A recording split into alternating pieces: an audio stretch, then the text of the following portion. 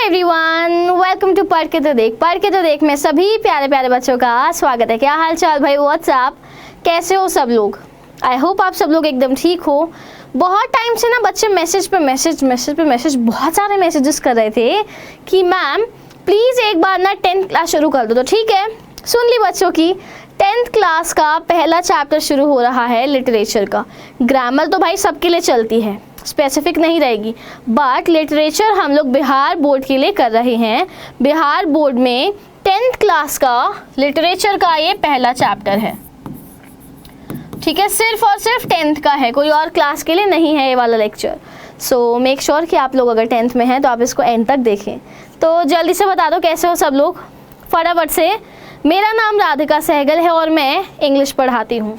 ये तो भाई कॉमन सेंस है, ये तो कॉमन सेंस है। तो आज चैप्टर कौन सा करने वाले हैं?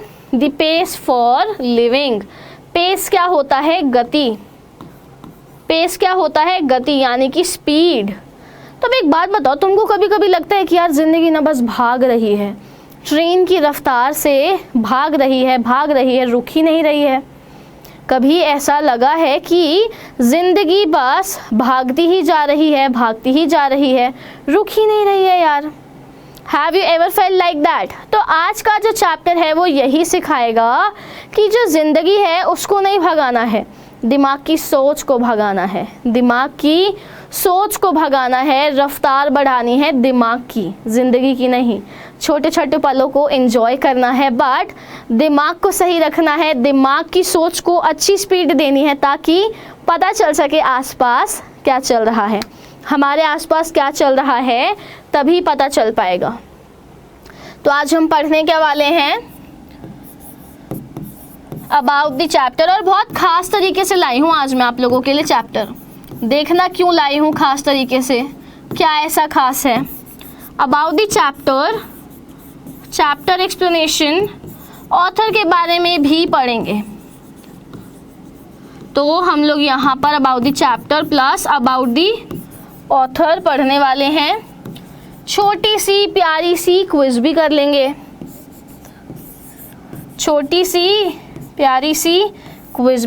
ठीक है? तो ये सारी चीज़ें करने वाले, शुरू करते हैं फिर। स्क्रीन पर ये बूढ़े अंकल दिख रहे हैं, काफ़ी एकदम सूट बूट पहन के बढ़िया दिख रहे हैं, है ना? काफ़ी बढ़िया दिख रहे हैं। तो यार कहानी ना आज मैं हिंदी में लिख कर लाई हूँ। ये जो अबाउट द चैप्टर है कि चैप्टर में पढ़ने क्या वाले हैं, ये हिंदी में है ताकि आप लोगों को बहुत आसानी रहे। I am trying my best कि आप लोगों को समझ आए, बाकी तुम भी बेस्ट ट्राई करना कि तुम लोगों को समझ आए। नहीं आए तो कमेंट सेक्शन में बता देना। चलो, एक बार R.C. हचिंसन यानी कि हमारे ऑथर साहब डबलिन में थे। डबलिन एक जगह है, एक बार की बात है, R.C. हचिंसन डबलिन में थे। वहाँ उसने एक नाटक देखा। वो ना वहाँ पर एक नाटक देख रहे थे, बहुत बढ़िया सा नाटक।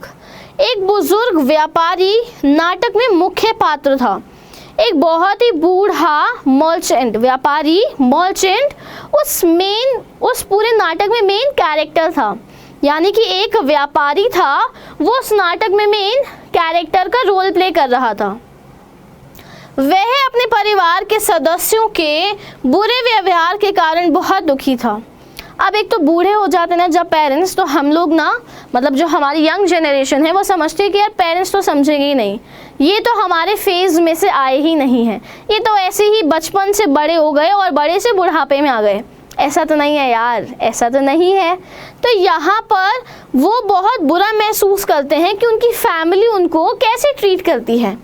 उसके भतीजे ने उसे धोखा दिया, ये जो बूढ़ा व्यापारी था, इसके भतीजे ने उसको धोखा दिया। उनकी पत्नी किसी भी छुट्टी पर 10 खर्च करती थी, पाउंड्स, 10 पाउंड्स खर्च करती थी। कितना? 10 पाउंड्स खर्च करती थी। वह जीवन की गति से गुजरने में असमर्थ था, इसलिए वह बहुत चिंतित था। वो ना अपनी लाइफ के पेस को समझ नहीं पा रहे थे, वो अपनी लाइफ के पेस को यानी कि स्पीड को समझ नहीं पा रहे थे कि आखिरकार चल क्या रहा है। स्पीड से बस लाइफ जाई जा रही है, और इसीलिए वो बहुत ज़्यादा स्ट्रेस्ड आउट थे, उन्हें बहुत ज़्यादा टेंशन थी। वह रोया क्योंकि उन्होंने कहा कि एक ऐसा हवाई जहाज था जिसने प्रति घंटे 1000 मील की उड़ान भरी थी। अब ये जो बूढ़े इंसान थे, जो मर्चेंट थे, ये बहुत ज़्यादा रोए, फूट फूट कर रोए, क्योंकि इनको पता चला कि एक ऐसा हवाई जहाज बना है जो कि 1000 मील की उड़ान भर सकता है 1 घंटे में, लेकिन यह उसके लिए बहुत दूर था। यह पंक्ति लेखक के लिए बहुत करामाती थी। अब ये जो मर्चेंट था, मर्चेंट के लिए तो ये बिल्कुल इम्पॉसिबल था कि इतनी ज़्यादा स्पीड में मैं जा सकूं कहीं भी, तो वो बहुत ज़्यादा रो रहा था। और यही जो लाइन थी हमारे ऑथर के दिल को छू गई। सबसे ज़्यादा स्ट्रेस किस लाइन पर दिया? इसी लाइन पर। नाटक की इस पंक्ति का नाटक पर एक विशिष्ट प्रभाव पड़ा।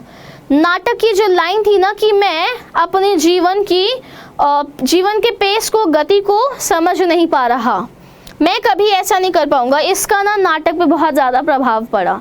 यानी कि नाटक की मेन लाइन यही थी। इसमें लेखक ने सुझाव दिया है कि हमें अपने दिमाग को तेज जीवन का पालन करने के लिए, तेज़ी से सोचने के लिए प्रशिक्षित करना चाहिए। इसमें ऑथर साहब हमें सिखा रहे हैं कि बच्चों देखो, हमारा जो ह्यूमन ब्रेन है ना, हमको उसको अपनी ज़िंदगी के पेस के जितना करना पड़ेगा, स्ट्रॉन्ग और फास्ट। यानी कि जितनी तेज़ी से जीवन बढ़ रहा है, आगे दुनिया बढ़ रही है, सब बदल रहा है, दिमाग को ट्रेन करना पड़ेगा कि उसी स्पीड से मैच कर पाए।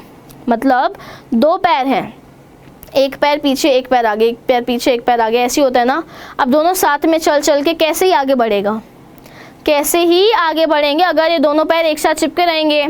तो इसलिए दोनों को स्पीड बनानी पड़ेगी ताकि हम लोग चल सकें।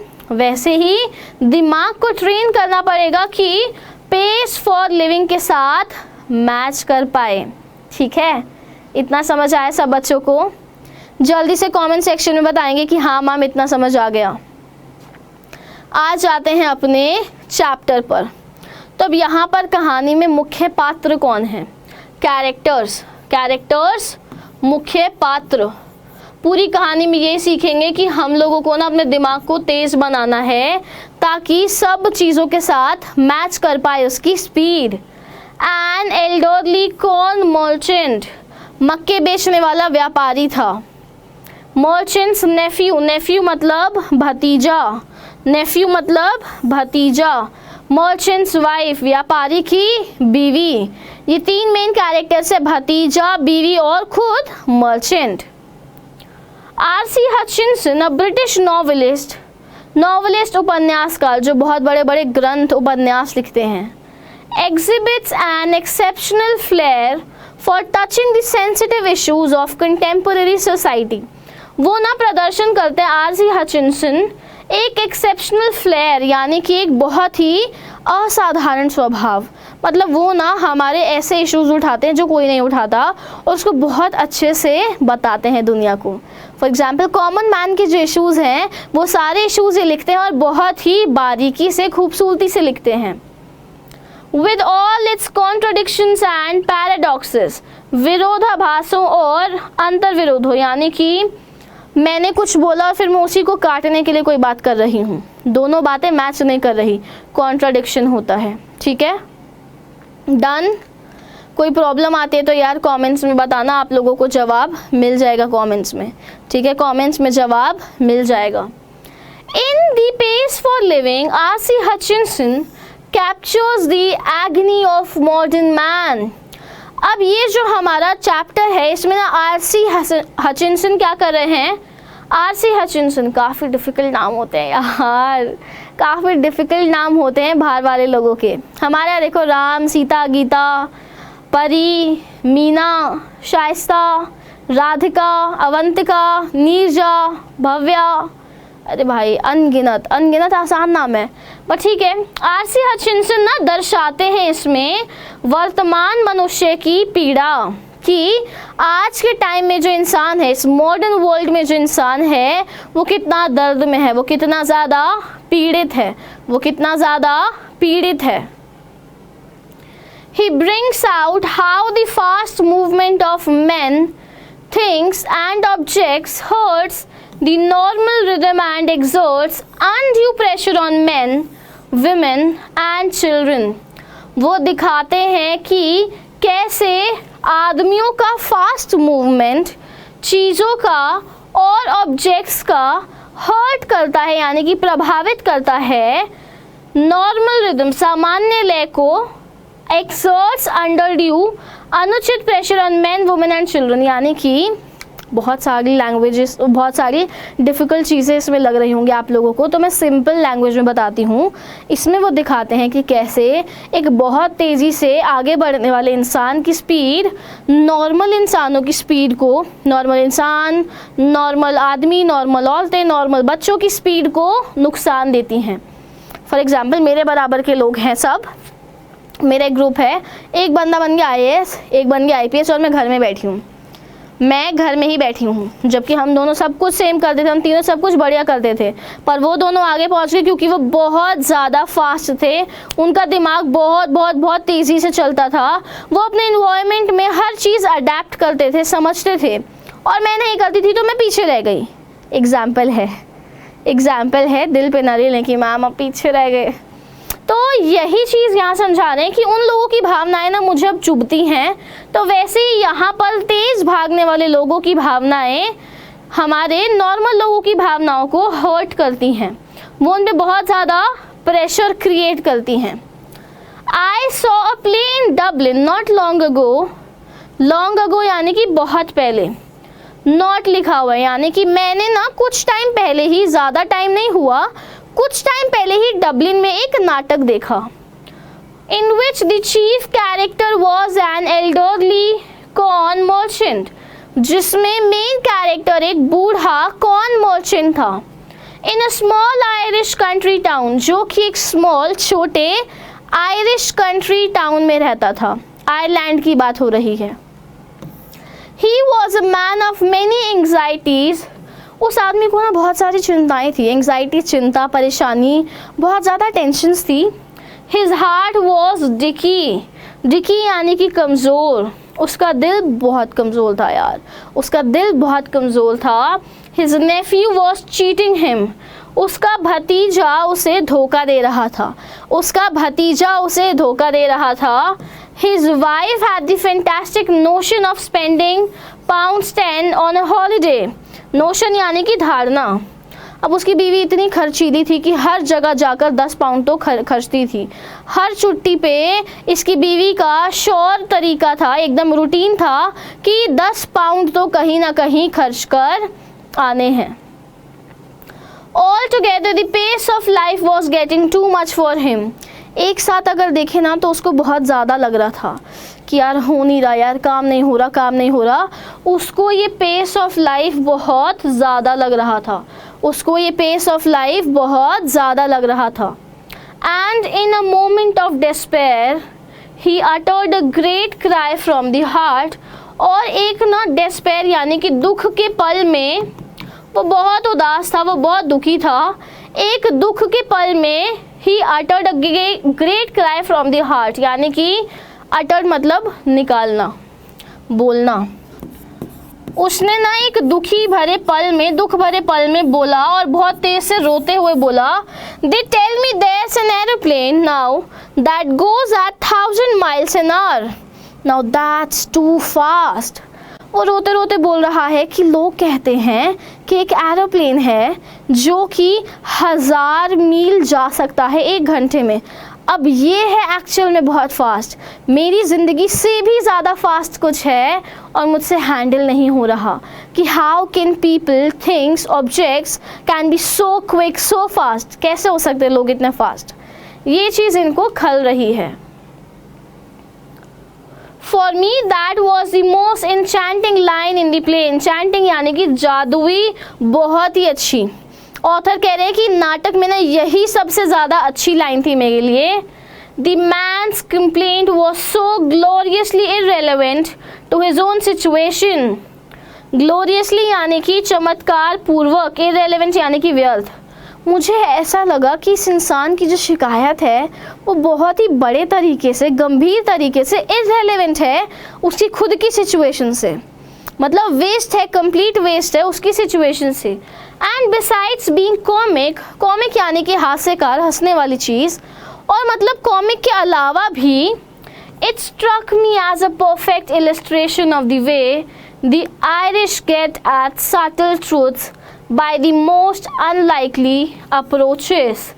और ये ना मतलब मेरे दिमाग में एकदम से दिमाग में आया कि ये परफेक्ट इलस्ट्रेशन है, मतलब दिखाया जा रहा है परफेक्टली कि कैसे एक आयरिश आदमी अपने नॉर्मल सटल ट्रूथ्स यानी कि जितने भी कठिन सत्य होते हैं उनको कितने अजीब तरीके से हैंडल करते हैं।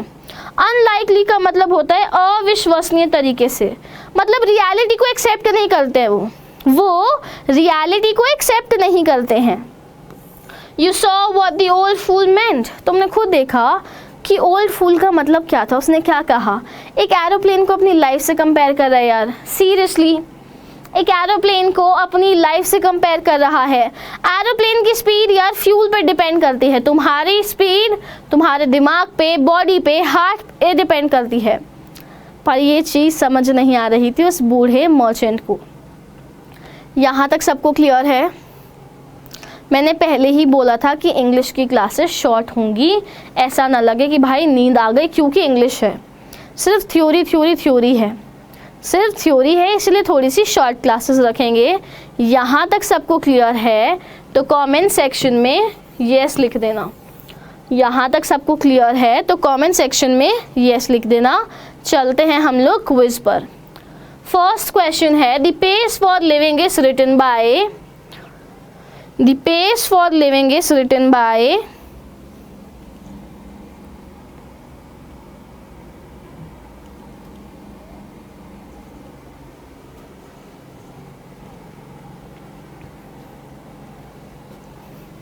second question, in the pace for living the writer captures the agony of dash man. किसका दर्द दिखाया जा रहा है इसमें?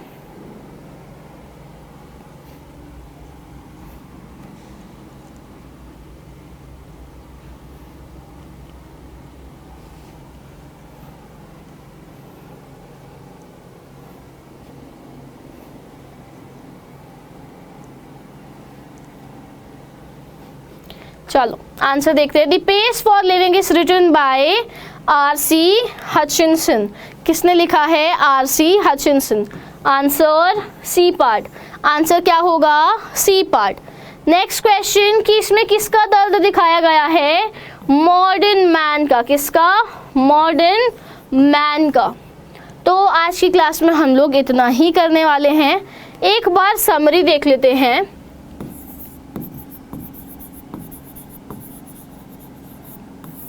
तो इसमें ना एक कॉर्न मर्चेंट की कहानी है जो कि बड़ा है काफ़ी, यानी कि बूढ़ा है। इसकी वाइफ भी है, इसका नेफ्यू भी है, नेफ्यू इसको धोखा दे रहा है और इसकी बीवी हमेशा 10 पाउंड खर्च कर देती है छुट्टी पर, ठीक है। हर छुट्टी पे इसकी बीवी 10 पाउंड खर्च कर देती है। तो हमारा जो बूढ़ा आदमी है ना, जो बूढ़ा मर्चेंट की स्पेलिंग एक सेकंड टी है यहाँ। तो जो बूढ़ा मर्चेंट है ना वो काफ़ी ज़्यादा एंग्शियस है, उसके पास काफ़ी सारी टेंशन्स हैं। He is very sad also. उसको एक चीज़ पता चलती है कि एक एरोप्लेन आया है जो कि 1000 मील चल सकता है 1 घंटे में। तो इस बात से भी वो बहुत ज़्यादा अपसेट है, इस बात से भी वो बहुत ज़्यादा अपसेट है कि 1 घंटे में इतनी फास्ट कैसे चल सकता है। तो उसको लाइफ की और एरोप्लेन की स्पीड से प्रॉब्लम है, वो ना मैनेज नहीं कर पा रहा है पेस फॉर लाइफ, वो अपने जीवन का पेस मैनेज नहीं कर पा रहा है। आज की क्लास में इतना ही होगा। लेक्चर नंबर 2 में हम लोग इसकी चैप्टर एक्सप्लेनेशन करेंगे।